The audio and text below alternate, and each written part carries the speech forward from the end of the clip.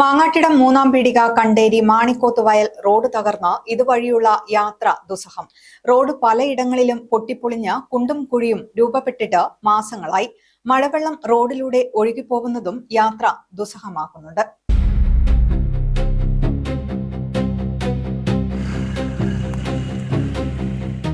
റോഡിന്റെ സ്ഥിതി ഇങ്ങനെ ആയതുകൊണ്ട് ഞങ്ങൾക്ക് കിട്ടുന്ന പൈസ കംപ്ലീറ്റ് വർക്ക്ഷോപ്പ് കൊണ്ടുകൊടുക്കാനേ ഉള്ളൂ. പിന്നെ വെള്ളത്തോണ്ട് കളി ചടിയും വെള്ളം നല്ല വെള്ളപ്പൊക്കം. ഒരു പറയുന്നത് കാര്യമുണ്ട്. കാരണം 6,000 രൂപ താറിന് 36,000 രൂപയാണ് ഒരു ബാരൽ താറിന്. ഒരു വിധത്തിലും അവർക്ക് എടുക്കാൻ കഴിയില്ല. റോഡ് ഈ അവസ്ഥയിലായിട്ട് ഏറെക്കാലമായി. റോഡ് പലയിടത്തും പൊട്ടിപ്പൊളിഞ്ഞ അവസ്ഥയാണ്. എത്രയോ വർഷങ്ങളായി, 10 വർഷത്തിന് മേലെയായി ഈ റോഡിന് ഒരു പണിയും എടുക്കാത്ത. വാഹനങ്ങൾക്ക് മഴ പെയ്താൽ പോവില്ല, എല്ലാം പൊട്ടിപ്പൊളിഞ്ഞ് നാശത്തിന്റെ വിത്തായിരിക്കുന്നു. ഫോട്ടോ എടുക്കുന്ന ആളല്ലേ ഇടുന്ന ഒരു രക്ഷയില്ല. ഇവരോടൊന്നും പറഞ്ഞിട്ടില്ല. പഞ്ചായത്ത് പൈസ പാസ്സാക്കി എന്ന് പറഞ്ഞാൽ ആദ്യം 40 ലക്ഷം പാസ്സാക്കി, പിന്നെ ഒരു 10 50 ആക്കി, പിന്നെ 15 ആക്കി, 65 ലക്ഷം രൂപ പാസ്സാക്കി. പക്ഷേ കോൺട്രാക്ടർ പറയുന്നത് നമുക്ക് എടുക്കാൻ കഴിയില്ല. ഇത് അതായത് അവർ പറയുന്നത് കാര്യമുണ്ട്. കാരണം 6,000 രൂപ താറിന് 36,000 രൂപയാണ് ഒരു ബാരൽ താറിന്. ഒരു വിധത്തിലും അവർക്ക് എടുക്കാൻ കഴിയില്ല. ഓട്ടോറിക്ഷക്കാരായിരിക്കും നമ്മൾ കഷ്ടപ്പെട്ടുള്ള ഈ റൂട്ടിലൂടെ ഒരു 4 ട്രിപ്പ് പോയിട്ടുണ്ടെങ്കിൽ ചുരുങ്ങിയ ഒരു 600 രൂപ പണിയെങ്കിലും എടുക്കേണ്ടി വരും. വണ്ടീൻ്റെ പണിയാണ്.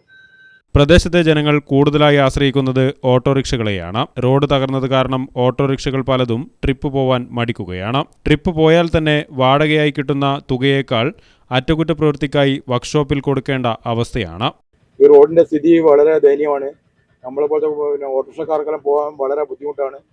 റോഡിന്റെ സ്ഥിതി ഇങ്ങനെ ആയതുകൊണ്ട് ഞങ്ങൾക്ക് കിട്ടുന്ന പൈസ കംപ്ലീറ്റ് വർക്ക്ഷോപ്പ് കൊണ്ടുകൊടുക്കാനേ ഉള്ളൂ. ഇതിൽ നിന്ന് മിച്ചം വെക്കാനൊന്നും കഴിയില്ല. അതുകൊണ്ട് ഈ റോഡൊന്ന് എത്രയും പെട്ടെന്ന് പൊട്ടിപ്പൊളിച്ച അവസ്ഥയിലാണ് ഉള്ളത്. വളരെ കാലമായിട്ട് ഇത് ഇങ്ങനെയാണുള്ളത്. നമ്മൾ പല പ്രാവശ്യം ഒരാളോട് പറഞ്ഞിട്ടുണ്ട്.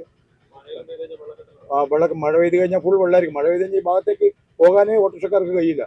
വെള്ളം കയറിയിട്ട് വണ്ടി ഓഫായി പോലും കാര്യങ്ങളും ഒക്കെയാണ്.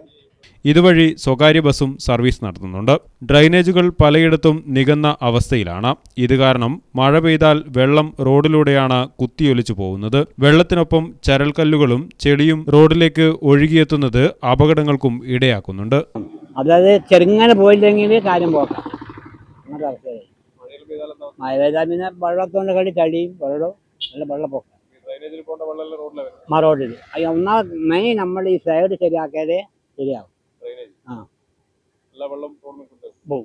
അതിപ്പോൾ റോഡ് തന്നെ സൈഡില്ല, നമുക്ക് ഓവ് ചാലില്ല. ഓവ് ചാലുണ്ടെങ്കിൽ ഓക്കെ. പൊട്ടിപ്പൊളിച്ചിട്ടുള്ള ഈ റോഡ് മാത്രമേ ഇവിടെ പിന്നെ ഇതാരും ഏറ്റെടുത്തിട്ട് ഫണ്ട് തകിയായിട്ടോ ഇതാക്കിയതാന്ന് പറയുന്നത്. പോകുമ്പം പിന്നെ കട്ടറിൽ കീഞ്ഞിട്ടെല്ലാം ഇങ്ങനെ ഇതാക്കി പോകണം. അങ്ങോട്ടെല്ലാം കുറച്ച് നല്ലോണം അബദ്ധമാണ്.